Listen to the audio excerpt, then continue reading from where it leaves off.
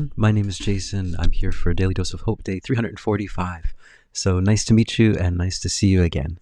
So a Daily Dose of Hope is something I was guided to do almost about a year ago, to come on and give a daily dose of hope because the energies on our planet would start to pick up as they have been. And when the energies start to pick up, things start to get a little bit wacky. And so the world kind of feels like it's we're in a low-budget science fiction film. So the Daily Dose of Hope is just to help everyone to find that middle path, to go into the middle path. So we often look at the yin and yang symbol, and we see, right, so with the yin and yang symbol, there's two sides, but there is a path in the middle. And that's the path that we want to go down, this path in the middle. So, and the way to do that is to not jump into polarities, not try to go into judgment or fear or any of these different things, but to just walk the path that we're walking, see everything that's happening, but just to not judge it, to not jump into it. And so, yes, that's what this is about. Now, let me just share my site. This is my site, Experiences in Channeling. You can check it out. The link is below, and I offer spiritual guidance, and we have a community as well. So with the spiritual guidance, we've got 3 different flavors, 1 question session, 30-minute session, 60-minute session, and testimonials below. And then we also have, if you click on offerings here, you can get into here. And the books that I wrote are there, and also this the Lightworker community. If you want to join in, we have a nice little community that meets twice a month, and we have 2 live channelings, and we also have excuse me. We also have we also have a sound bath each month, and then you also get access to this, which is all of the archives from 2 years of archives. So over 50 hours of channeled content plus about 24 or so sound baths. So if you're interested, please check it out. So let's begin. So today what I wanted to talk about was I just started doing the Course in Miracles again. I was doing it for 6 years in a row. And then in 2024, I just stopped halfway through because I felt like I needed some distance from it. I was getting too close into it. I think in my mind, I was getting into kind of arguments about it. And then I realized that's when you know you're too close to something. If you're kind of arguing about something that's trying to teach you about peace, then you know, maybe something's not going quite well. So that's what happens, I think, with any of these very powerful teaching techniques, even, people with the Bible as well. When you start to get too in-depth in the Bible and you start to go into arguments about the Bible. So basically, the Bible is just a collection, I wouldn't say basically, but the Bible is a book, and the Course in Miracles is also a book, and it's written by humans. And so it's important to get all the good stuff from it, just like any teacher, right? So what I've learned, what one of my old bosses taught me was that, you have to really learn from a teacher. You have to learn everything that they can, just absorb everything that you can get from the teacher. You never know how long you're going to have that teacher. So just try to get everything you can get. And so with the Course in Miracles as well, you try to get everything you can get. But what happens sometimes is if you're with a teacher for too long, you might end up becoming, so we're judgmental. Like I've seen it happen at times where you'll have a teacher and you'll become like a proponent of that teacher. And you'll be, well, no other teacher is as good as this teacher. This is my teacher. And then you kind of lose sight of the whole idea. Why were you trying to learn? I was trying to learn what that teacher was saying, not, so the messenger. The messenger is not the lesson. The lesson is the lesson. And so I think that's what my point was, that I was starting to look at the messenger as the lesson rather than the lesson as the lesson. And once you look at the messenger as the lesson, then you start to go into ego stuff and you start to go into battling with people about things that don't really matter, that's my personal take on it. So I just started today with the first lesson. Nothing I see means anything. Let's see. Hold on, I'll just type it up here. ACM lesson 1. Nothing I see means anything. Yeah. So this is the first step into the journey of the Course of Miracles. Nothing I see in this room or on this street, from this window, in this place, means anything. Right? This is always, the first lesson is always quite shocking for everyone when we first start. It's just like, what does that, what? No, this means something, that means something. What? Why am I supposed to do this? And a lot of people might give up in the first 2 or 3 lessons because it's just like, what the heck is this book talking about? But the wonderful part about this is similar to staying in that middle path, because once you go into a few lessons in, you start to realize that everything that you see in your, like for example here they say the table doesn't mean anything, chair doesn't mean anything, and then they go into the next is, I've given everything I see all the meaning that it has for me. So we are basically, in a sense, judging everything that we see. Like this pencil that I have here has always written in a certain way, so it will continue to write in a certain way. I've judged it, and I see its purpose is just to write, maybe to write music. That's its purpose. But I don't really see, maybe this pencil is going to save the world, or maybe this pencil is going to create world peace. You have no idea. We don't know. And so us judging everything, that limits our reality. So this is kind of like the beginning, the first step of 365 lessons. And then I don't understand anything I see in this room. So they go from the sight, first things that you can see, and then it starts going inside to all of the different things in your mind. These thoughts don't mean anything, right? We put all these importance on our thoughts and our, but once you start to look at it this way, it's such a freeing thing. It's just so free. If you can get to that point where you can really see these things, it's just like, wow, I'm free. I'm free of all these ideas, of all these thoughts. I'm free just to see the world as it is. And then you get all the way up to about the 25th lesson.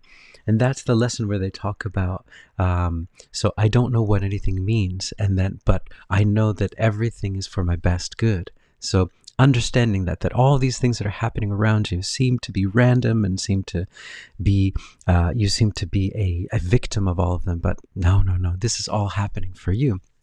And if you can step out of judgment, then you can start to see the world for what it is, and also you get a lot more energy back because you're not in that weird world of fear and anger and sadness that you didn't even know you were in. So that's the amazing part about this book. Is that it really is a way to take you outside of your monkey mind, basically. So, and it goes through lesson by lesson, and yeah, I think it's a wonderful book, and I'm going through it again now with a bit of a distance from it, and now I'm back, understanding that it's the message that's most important. There are many different messages that can give the same thing to you. This one just resonates with me, so I just wanted to share that today. And so yeah, and I recommend, if you are so inclined, to check it out. It's free online, Course of Miracles. The book is free. You just type in acim.org and you'll find everything there. And yeah. Anyway, I just wanted to share that. I'm starting it up again, and with my meditation this morning, I was so relaxed. I was thank God, I'm free, right? So I wanted to share that, and then I wanted to share Leonard Cohen. So Leonard Cohen, I guess maybe some of you know, some of you who are my age will probably know, but maybe others won't. But Leonard Cohen is a Canadian singer from the 60s and early 70s. I would imagine. Well, he's still around, I think, but his heyday was based in the 60s. He was really, really big. Canadian singer. If you're from Canada, you probably know about him because my Canadian friends have told me that in Canada they have like a rule that has changed recently, but I think it's like a 30% rule that every radio station has to play at least 30% of Canadian content. I think it was 30% or more. So, they're playing, what is it, Nickelback? and Leonard Cohen a lot. So Leonard Cohen, I really like Leonard Cohen. So, but a lot of Canadians I talk to sometimes get a little bit upset about that. It's like, you know, they should play what is popular, what people like, rather than just, yeah. But I think it's kind of nice that they're supporting Canadian singers. But I thought that was funny. But yeah, so Leonard Cohen. This is a song called "The Stranger," and I really like this song. Really, really kind of sums up a lot of what a lot of us are doing in our lives, and I think it's such a this phrase always pops up in my mind. So, let's see. It's true that all the men you knew were dealers who said they were through with dealing every time you gave them shelter. I know that kind of man. It's hard to hold the hand of anyone who's reaching for the sky just to surrender, right? That's the line. Reaching for the sky just to surrender. Let's see. And then another, let's see. Here we go.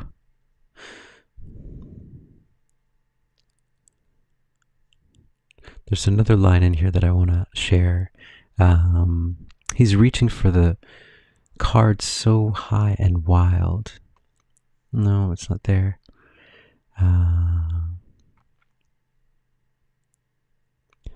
Let's see. Oh, I don't know where it went. So,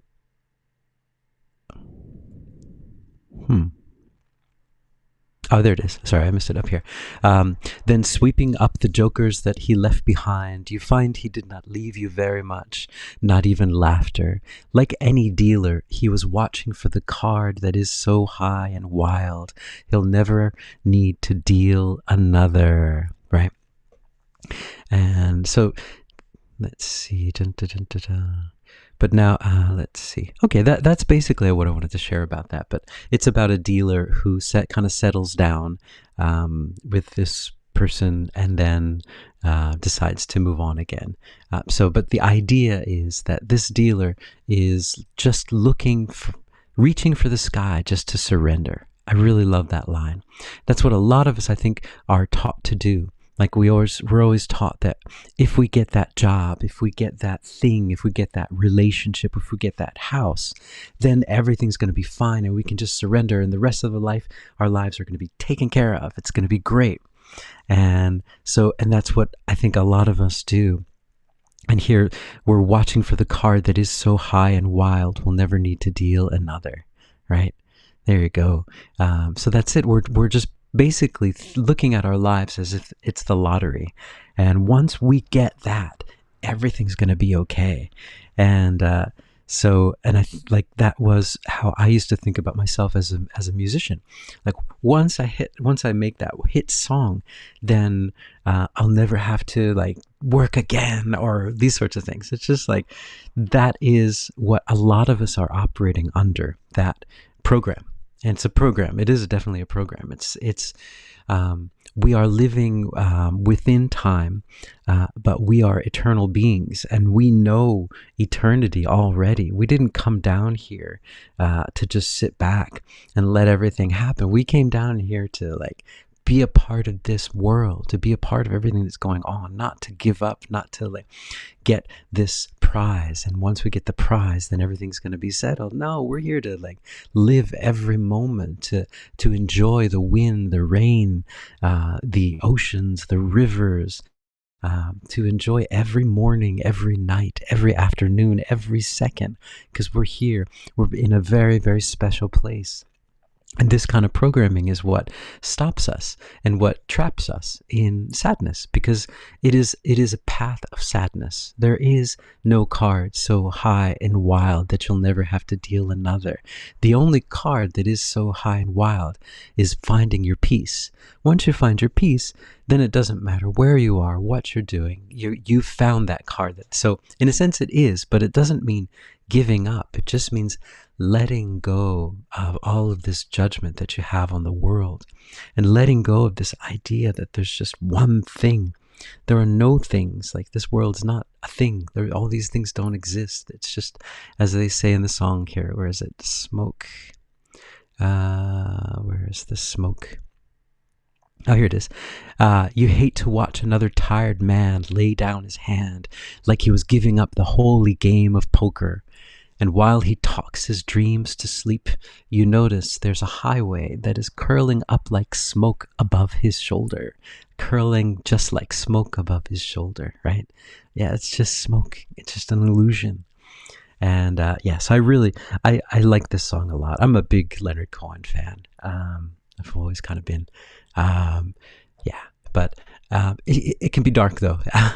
Just, yeah, sometimes the songs are pretty dark, but that's the good part. He takes you down, if you want to go into some, it's like traveling down into the yin and yang a bit, takes you into these places. So just, yeah, be aware of that if you're going to listen to it. But yeah, this is, I think, this is the program that I was operating under. I was looking for the card that is so high and wild, I'll never have to deal another. And a lot of us are doing the same thing. So, and I wanted to share one thing about the Course in Miracles as well. So I'm doing this first lesson, and nothing that I see means anything, right? So that means that, so I put all of the adjectives. So adjectives are the key, right? That's what we use to understand our reality. Like, so this is good, this is bad, this is big, this is small, this is dangerous, this is funny, this is interesting. All of these are adjectives, and we use adjectives to describe our world. And it's our survival technique. That's how we get through this world, right? We just put adjectives on things. This is delicious, this is poisonous, this is all these different adjectives. But just understanding that our adjectives are our own concept. We created them because we're just trying to figure out our world. But our adjectives are all describing the past. It's all stuff that's happened in the past. We don't see the future now. We're not looking at the future. And so we are living in the past if we are thinking that all of those adjectives will remain the same now. And so I think that's kind of like the Course in Miracles is also talking about, and what I realized with the Course in Miracles. So, hey, Kioni, do I want to talk to Frigga? Again, just to say it again, I'm not taking requests for this session here. And I've not really looked deep into it, but I'm not, I don't know, there was no connection for me with Frigga. So, yeah. So, but thanks for the question. And I'm going to go into a channeling, and I'm going to ask about, this whole idea of us looking for that card that is so high and wild that we'll never have to deal another. And let's just go into it. Today is April 4th, 2025. It's almost 1 in the afternoon here in Japan. And it's many other times all over the world. So here we go.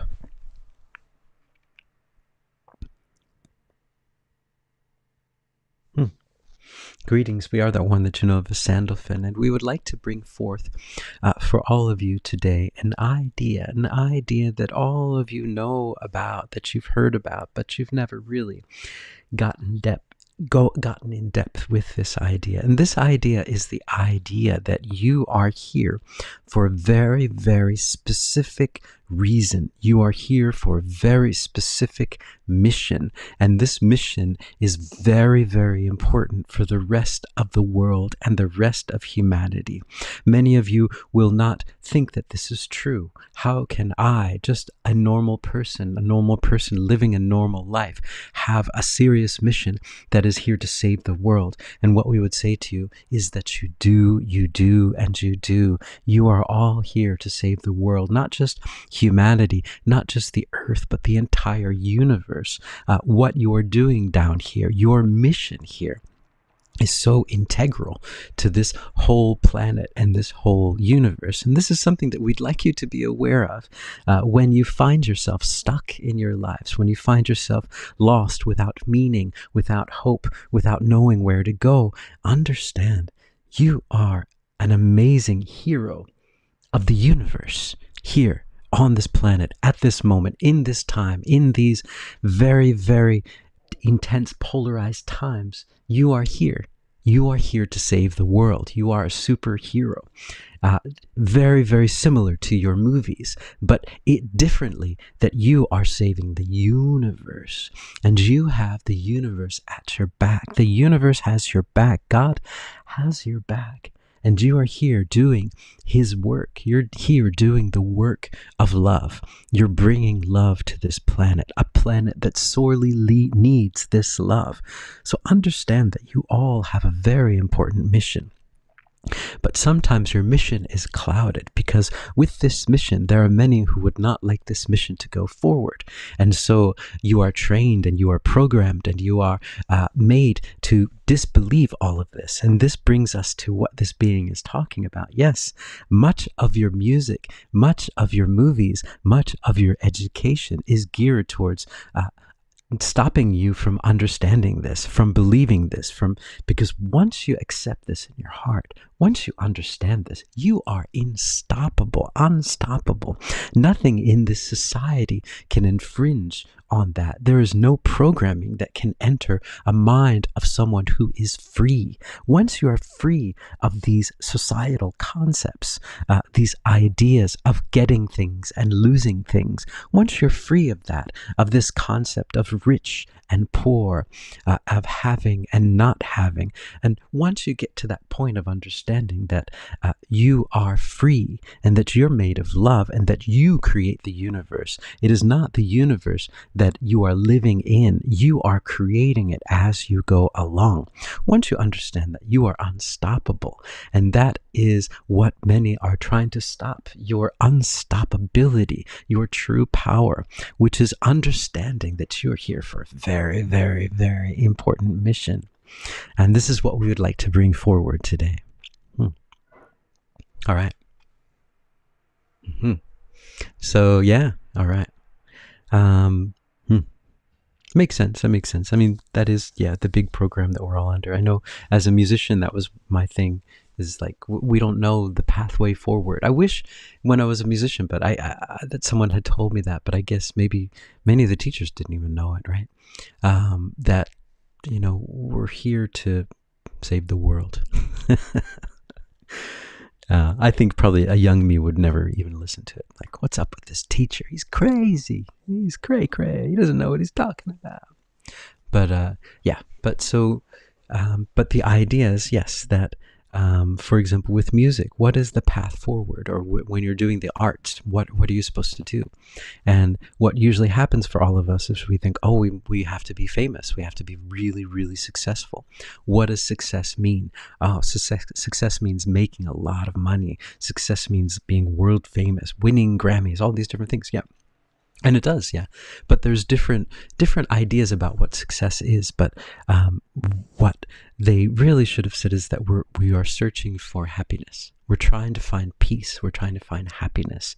And that is the path of an artist. An artist is here to show a path to peace by finding their own path to peace. And then expressing that through the arts is what my 2 cents about that. So I'm going to go into Pocket of Peace. This is a Pocket of Peace for April 4th, 2025. And here we go. Pocket of Peace for everyone on the planet, so that we can get rid of our adjectives and just see the world as it is and let it be what it needs to be. So this is a path of peace for us walking the neutral path. Here we go. I'd like you to close your eyes if you can, and imagine that you are in a place that makes you feel the most relaxed. Just be in that place. Feels really good. And then I'd like you to imagine that this golden light, there's a golden light, almost shaped like an egg, but it's like a cloud. A golden cloud shaped like an egg, and it's just approaching you. It almost has autumn colors in it, and then it just approaches you and it surrounds you. And then as it surrounds you, you start to feel really warm, a very comfortable warm feeling, and your whole body just kind of melts into it. and you feel really good. And all worries, all regrets, all sadness, all fear are washed away. And you can feel it in your heart. Your heart is growing larger, bigger. The light of your heart is growing larger. And you can feel that. The light is expanding throughout your body. Good now. Oh, it feels good. And then it just starts expanding into the space that you're in. So all objects, inanimate and animate, are now filled with love around you. Those birds, that chair, that table, everything is just imbued with this beautiful golden light. Everything is just shimmering and lit up, and it's beautiful and it's very powerful. And then, and this feeling is the feeling of unconditional love, which is what you're made of and which is what you have. It's your birthright, and it's also what you're created from and what you create. We're all just unconditional love, and we just forgot it. We just forgot it when we came down here, but that's what we are. That's what we've always been, and that's what we are. Whenever we do, whatever we do, we are making love. And so now this love is getting stronger, and it's expanding throughout our bodies, and then it starts to expand throughout the window. It goes outside. Now it's in all of the towns and cities and the countries and the prefectures, and it's traveling by all of the highways and the subways and the byways and all of the frequency waves as well, all of the different ranges of frequencies, 1, 2, 3, 4, 5, 6, 7, and above and below. And all of those frequencies are now love. It's just love now. Traveling at the speed of love, which is the only speed because it's the only truth, and so it is also the fastest speed, because it doesn't need speed. It is what it is, and so it seems to us as it's fast, but there is no time, so it's just there always. Now it's traveling throughout the mass consciousness at the speed of love, and now everyone is just starting to download that. Oh, it feels good, and they're looking around and they're saying, yeah, you know what? I thought all of these things meant something else, but now I see it's all love. It's all love. Everything around me is love. All of these situations are just love. They're all here to help me, to teach me, to show me. It's all love. The whole world is love. Everything is love. And as you start to see the world that way, and as everyone around the world starts to see it that way, everything starts to get a little bit lighter. And everyone feels a lot lighter. It's like they just woke up from a deep, dark sleep, and they're just looking around saying, you know what? I got this thing. I can do this thing. I got it. Because the universe has my back. The universe has my back. And nothing can get in the way of me knowing who I really am. Because I know I'm love now, and I'm peace. And that's the path. And so I see all these stories playing out. But now they're changed into love. Everything's a love story. The whole world is a love story. All stories of fear and anger and sadness, they're love stories. Everything is a love story. Every news outlet is broadcasting love now. Every frequency outlet is broadcasting love now. All of those street lights that are broadcasting frequencies are broadcasting the frequency of love now. We flipped it so that it's love. It's all love now. And all those clouds that don't look like real clouds, they're love clouds now. We flipped it. They're all love clouds. So everyone around the world is in love, and everyone around the world is creating love. And they're seeing their problems as so small now. They realize, oh, I'm so much bigger than that. I'm love. I am love. And so none of these things can affect me. All right. Before I go today, I wanted to just share something I just started doing. It's something that I was guided to do from our monthly sessions. They were talking about this, that it's the time to start thinking about what you want to create on this world. Like, we were in a kind of transition period, and we still are in a bit, but after the transition period is over, it'll be the creation period. And so what do you want to create? What makes your heart sing? And to really start going into that and like visioning it. And so that's what I've been doing, trying to be like about 10-15 minutes a day of just sitting in silence. So, separate from the meditation, just visioning what you want for your life, for the future. And I think it would be a wonderful thing if we just all started doing it together, and then to keep up on it and see how things start to shift and change for us. So that's it for today. Thanks, Keone, for joining in. I hope you guys are hopeful, and go beach. Yay. All right, so ciao for now.